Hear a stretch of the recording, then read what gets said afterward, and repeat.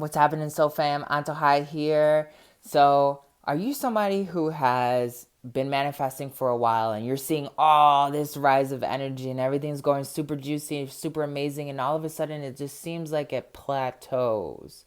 Or maybe it's even at risk of going back down, right? This happens to a lot of people and it's a lot more common than you would think, even for me, all right? So the reason because of this happening is not because the magic that you're using or the techniques that you're using are not as powerful or you messed up or anything like that. And that's a very common thing that people will start thinking about when their manifestations are not working exactly as planned. They're going to be like, oh, well, maybe it just doesn't work for me anymore. Maybe I did something wrong. Maybe I don't want it bad enough. It's not really that. It's the fact that your shadow is questioning whether or not this shift is actually something that's going to benefit the both of you. All right. So if you actually take the time, like I've talked about in other videos, where you take the aspect of being a mediator, or you take an aspect of not running from it, right? You can start opening up these doorways of having a healthy communication with it. And when you start seeing your manifestations are going up and all of a sudden they plateau or they're at risk, you can then sit down and have a real conversation with your shadow and being like, why are you having a problem with this shift? Let me know. How do you really feel about it? And I'll be like, oh, well, we've been used to XYZ for such a long time that, I don't even know if this is real, blah, blah, blah, blah.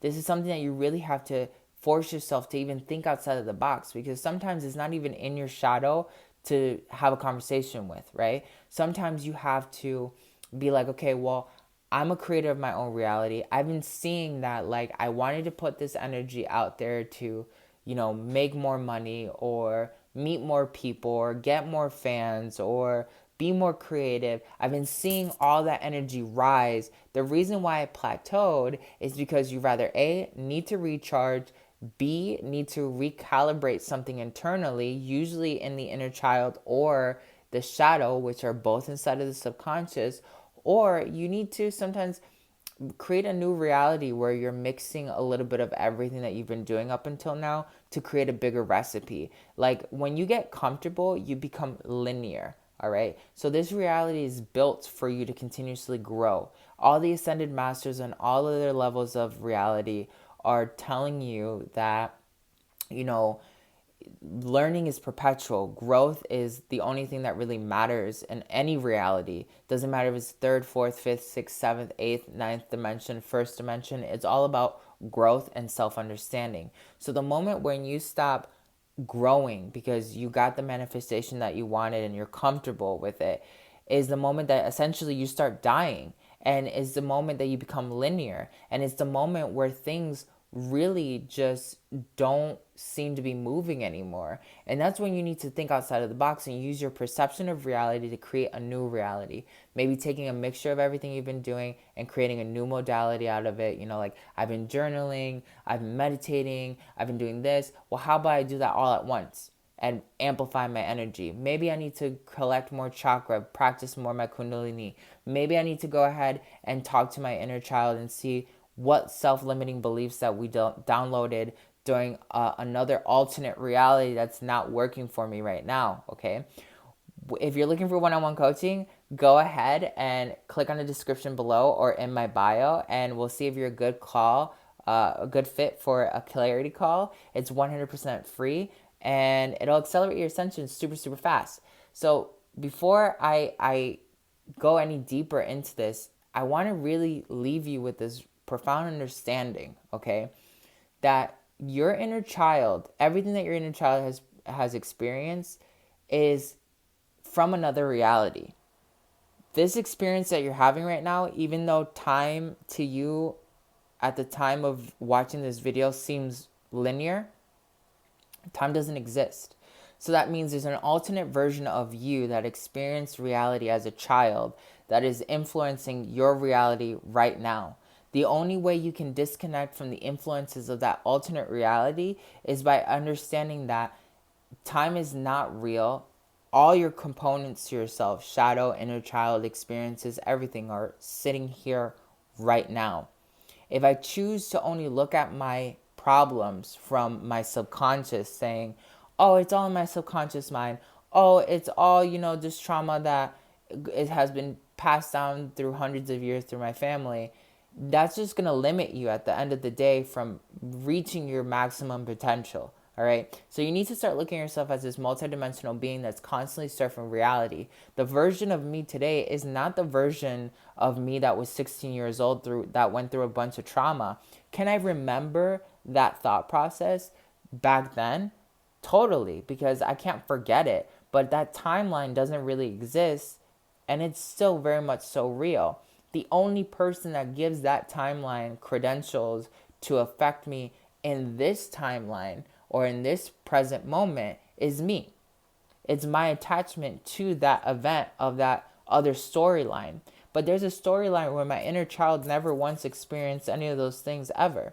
So if that's the case, why wouldn't I want to anchor myself and create an attachment to the option of me that never went through the trauma that I went through when I was a kid?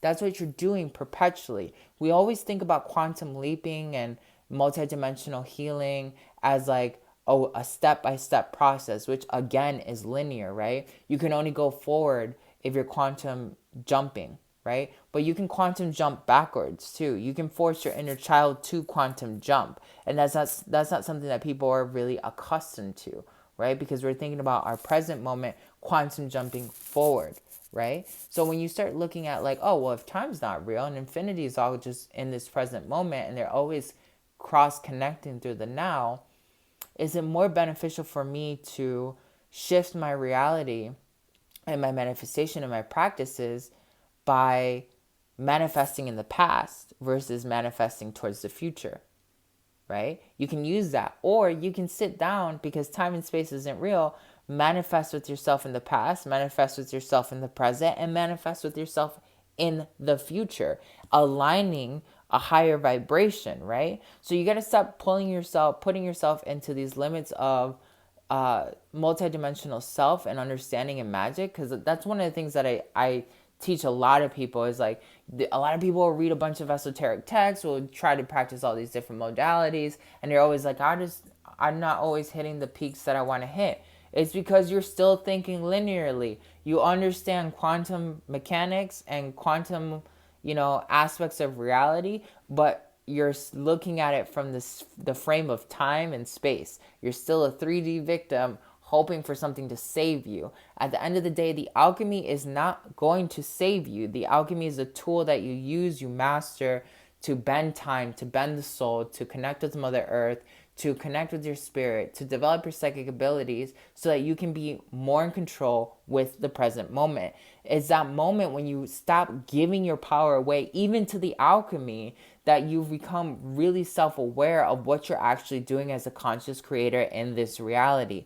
A lot of people fail to see that, and it can really work against you, because then you're always feeling like you're stuck healing, or you're always running from something or whatever, when it's all just an illusion, right? So when you shift how you look at yourself in terms of how you're manifesting and what way your manifestation is actually being wired, because you got to look at it as like a car or like just anything that you wire together. It's a system, right? When you have a system that says, oh, I can't really do much about the past, but I can do a bunch about the future, you're susceptible to time. Instantly, you're somewhat stuck between 3D and 4D. The moment you say time's not real, I can manifest in the past just as easily as I can manifest in the future, just as easily as I can manifest in the present, because the past and the future are connected through this present moment. That's when you're like, whoa, I'm manifesting at 5D, and you can open up new aspects of yourself to become even more efficient than what you've ever been before. So it's really important for you to start like taking what you've learned and looking at how it's not serving you anymore. I don't read a lot of books. All the books that I've read across all my lifetimes are in here, are in my DNA sleeve, okay? So that's really where I'm at with this, and this is something that you really, really got to absorb as part of your reality to become the ultimate alchemist. So if you need help doing this, click on the description below or in my main bio, DM me on Instagram saying clarity call, and we'll see if you're a good fit for my one-on-one coaching on Antojai Ascension Academy, where I work with people all over the globe and we accelerate our ascension as a community and independently like bosses. All right, I'll see you in our next video.